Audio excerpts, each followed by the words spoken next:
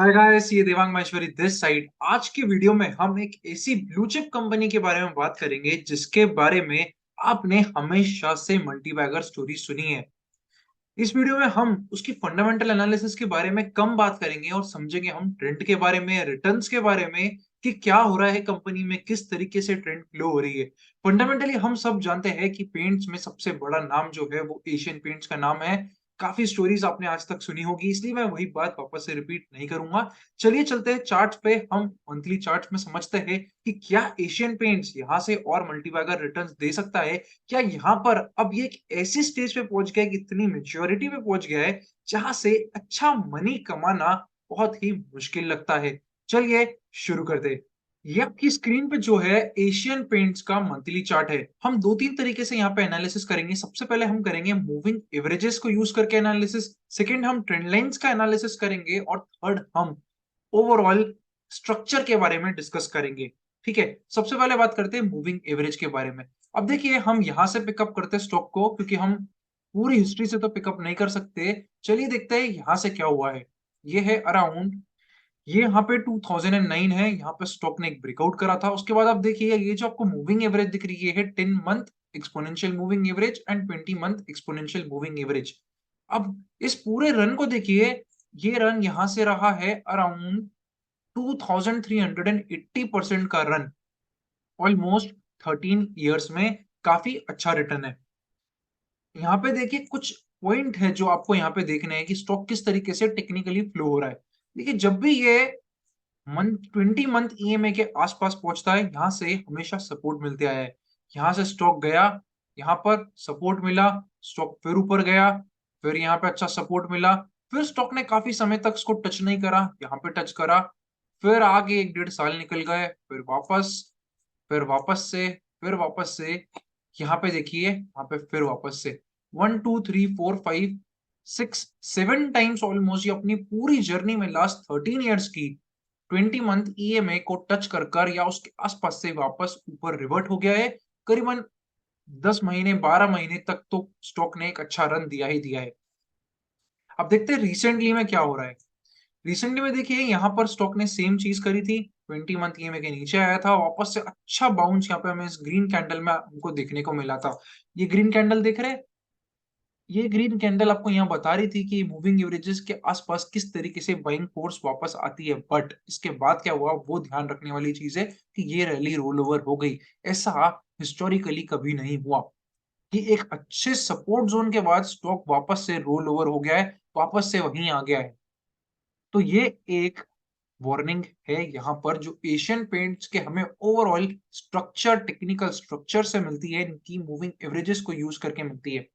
Historically ये moving average हमेशा अच्छे पॉइंट रहे ऐड करने के लिए। जब भी ये गिरा, इसके आसपास ऐड कर लो, अच्छा पैसा बन जाता है, इसके आसपास इधर ऐड कर लो, अच्छा पैसा बन जाता है। बट इस बार ऐसा नहीं हुआ। आपने ऐड करा, अच्छा पैसा नहीं बना, स्टॉक 15 20% 22% गया और पूरा फटाफट 3 4 महीने में ही रोल ओवर हो गया। ये वीकनेस बता रहा है कि यहाँ पर वैसी बाइंग फोर्स नहीं बची है जो पहले यहाँ बची थी पिछले 13 इयर्स में। चलिए अब हम इसको सेकंड तरीके से एनालिसिस करते हैं। एनालिसिस है ओवरऑल ट्रेंड का structure, higher high higher low की बात करते हैं। अब जब भी स्टॉक ने करेक्शन लिया है, यहां से देखते हैं वापस से हम सेम पॉइंट ऑफ व्यू से, यहां से स्टॉक ने जब भी करेक्शन लिया है, एक हायर हाई हायर लो बना है। ये देखिए, यहाँ पर एक करेक्शन था, स्टॉक करेक्ट हुआ, इसके ऊपर से वापस निकल गया। ठीक है, यहाँ से आगे बढ़ा, फिर यहाँ एक करेक्शन आया, स्टॉक आगे गया, फिर यहाँ पे करेक्शन आगे गया, फिर यहाँ पे करेक्शन, ये वाले करेक्शन को उसने ब्रेक नहीं करा।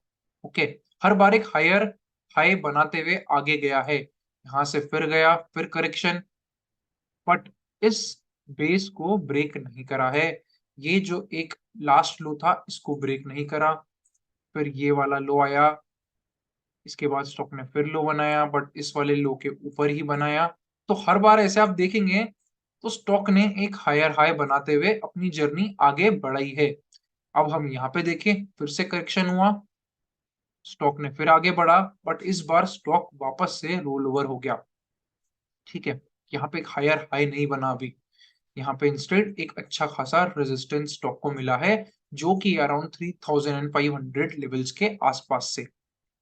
ठीक है, तो अब यहाँ पर हम अगर स्ट्रक्चर के पॉइंट ऑफ व्यू से बात करें, अगर ये लेवल्स ब्रेक होते हैं, जो है 2575 लेवल, तो स्टॉक यहाँ पर हो सकता है काफी समय के लिए नो मनी मेकिंग जोन में चले जाए। हो सकता है यहाँ पे एक डाउनवर्ड ट्रेंड भी स्टार्ट हो जाए, जहां से स्टॉक एक करेक्शन मोड में एंटर हो जाए, क्योंकि ये स्ट्रक्चर जो हिस्टोरिकली फॉलो करा है डिकेड्स का, ये स्ट्रक्चर यहाँ पे ब्रेक हो जाएगा।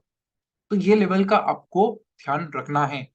और फर्स्ट चीज मूविंग एवरेजेस में वीकनेस है, वो भी हमने डिस्कस करा। अब यहाँ पे आगे क्या हो सकता है, देखिए यहाँ पे आगे ये हो सकता है कि स्टॉक सपोर्ट ले और वापस से आगे की साइड बढ़ जाए। तो यहाँ पर एक जिगजैग मूवमेंट, एक साइडवेज मूवमेंट हमको हो सकता है काफी समय तक देखने को मिले, कुछ इस तरीके से आगे। अगर यहाँ पे ये लेवल्स ब्रेक नहीं होते, ब्रेक होते तो डाउनवर्ड ट्रेंड चालू हो जाएगा, नहीं होते तो यहाँ पर एक बड़ा पैसा जैसा हमने हिस्टोरिकली देखा है 50% 60% फटाफट से, वैसा कुछ नहीं हो पाएगा। स्टॉक एक साइडवेज मोमेंटम में है, ओवरऑल जो पेस है वो बहुत स्लो हो गई है, और यही एक हाईली मैच्योर कंपनी में ऐसा ही होता है। एक लेवल पे आने के बाद वहां पर जो पेस है वो बहुत स्लो हो जाता है। आप यहाँ से ये नहीं देख सकते कि अगले 1 साल में ही कंपनी डबल हो जाएगी, ट्रिपल हो जाएगी, 4 गुना हो जाएगी, जैसे कि मिड कैप्स और स्मॉल कैप्स में होता है। इन तरीके की कंपनी जो बिल्कुल ब्लू चिप्स कंपनी है, आप over the longer term period अगर अब आप इनको रखते हैं तो 15% 12% काइंड ऑफ सीएजीआर रिटर्न्स यहाँ पे मिलते हैं, अगर यहाँ पे कुछ गलत नहीं होता है तो। और ये लेवल्स आपको ध्यान रखने हैं। ठीक है, तो यहाँ पे एक साइडवेज मोमेंटम हो सकता है आगे चले। अब हम तीसरी तरीके से बात करते हैं, वो है ट्रेंड लाइन के बेसिस पर। एक लॉन्गर टर्म ट्रेंड लाइन बना के देखते हैं और देखते हैं क्या एक अच्छा support zone trend line provide कर रहा है। अब ये देखिए यहाँ पर एक काफी अच्छा सपोर्ट जोन हमको इस ट्रेंड लाइन से मिलता है। यहाँ पर सपोर्ट, यहाँ पर सपोर्ट, यहाँ से सपोर्ट, यहाँ से सपोर्ट, यहाँ से सपोर्ट, काफी काफी इंपॉर्टेंट ट्रेंड लाइन हो जाती है। मल्टीपल टाइम्स हम ये सब मंथली चार्ट पे डिस्कस कर रहे हैं। This you have to remember, this is not a daily chart, it is a monthly chart.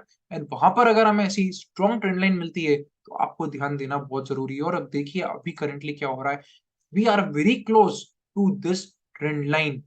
अब अगर इस मंथ हमें ये ट्रेंड लाइन का ब्रेकडाउन मिलता है, और अगर ऐसा होता है, साथ में क्या होगा, जो हमने सेकंड पॉइंट में डिस्कस करा कि हो सकता है ये दोनों चीजें साथ में हो जाए, ये बेस का ब्रेकडाउन भी, तो higher high higher low structure जो है वो चेंज हो जाएगा, साथ में ये ट्रेंड लाइन का ब्रेकआउट भी हमें दिखेगा। दोनों चीज, ये दोनों चीज साथ में यही बताएगी कि जो ओवरऑल एक बड़ा रन था एशियन पेंट्स का, वो समय हो गया है over.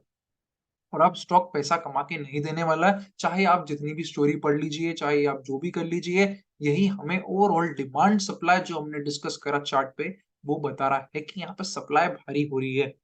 So because of these three reasons आपको यहाँ पे कॉशियस रहना चाहिए। एक ऐसे पॉइंट पे नहीं है अभी ये जहां पर आप यहाँ से मल्टीबैगर रिटर्न्स एक्सपेक्ट कर सकते हैं। So this is from my side. अगर आपको वीडियो अच्छा लगा है तो वीडियो को लाइक जरूर करेगा। और आपको क्या लगता है एशियन पेंट्स के बारे में, मुझे पता है हिस्टोरिकली हमेशा से मल्टीबैगर ही आया, तो हो सकता है कमेंट में भी वही लिखे, पर थोड़ा जो हमने इस वीडियो में डिस्कस करा है उसको ध्यान से सोचे, ओपन माइंड रखते हुए। चलिए मिलते हैं फिर से अगले वीडियो में। चैनल को सब्सक्राइब करना मत भूलना। Thank you for watching. C A Devang Maheshwari.